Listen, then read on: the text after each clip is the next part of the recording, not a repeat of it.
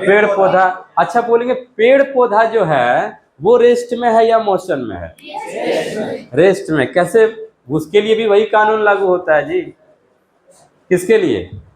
पेड़ पौधा को भी पूछा जाए, वो भी पूछेगा फ्रेम ऑफ रेफरेंस बताओ, तो वो भी चल रहा है। जब वो तुमको फ्रेम ऑफ रेफरेंस मान रहा था, वो बगल वाले पेड़ को देखेगा तो बोलेगा वो रेस्ट में है, लेकिन तुमको फ्रेम ऑफ रेफरेंस मानेगा तो वो पेड़ पौधा भी किसमें है? समझ आया क्या बोल रहे हैं? मतलब कि निर्जीव, आप बोले दीवार चल रहा है क्या? कैसे? वो भी चल रहा है।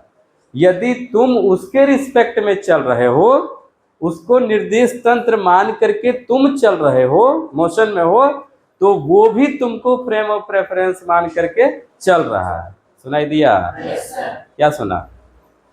कोई स्थिर वस्तु जो कहता चल ही नहीं सकता है, एक चलते हुए चीजों को दिखा देगा तो बोलेगा वो स्थिर वस्तु भी चल रहा है। यानी पेड़ पौधा भी चलता है, पेड़ पौधा भी पेड़ पौधा भी गतिमान की स्थिति में कहा जाएगा जब उसको कोई गतिमान वस्तु दे दिया जाए। बस सुनाई दिया? तो बस में बैठा आदमी बस के रिस्पेक्ट में रेस्ट में है, मतलब पूरे बस को फ्रेम ऑफ रेफरेंस माने तो वो रेस्ट में है। लेकिन बाहर यदि कोई दूसरा बस है या फिर पेड़ पौधा है, कोई पेड़ है, कोई आदमी सड़क के किनारे खड़ा है, कोई खंभा है बगल में सड़क के किनारे, उसके रेफरेंस में, उसके रिस्पेक्ट में वो वस्तु क्या है? गतिमान है, मतलब मोशन में है। तो रेस्ट और मोशन थोड़ा थोड़ा बुझा रहा है। आप किसी को डायरेक्ट जवाब देगा क्या रेस्ट में है या मोशन में? पहले क्या पूछेगा? फ्रेम ऑफ रेफरेंस पहले पूछेगा। क्या पूछेगा? कि भाई गतिमान है या फिर विराम की स्थिति में, यानी मोशन में है या रेस्ट में है। ये बताने से पहले तुम मुझे ये बताओ कि तुमने मुझे निर्देश तंत्र यानी फ्रेम ऑफ रेफरेंस क्या दे रहे हो।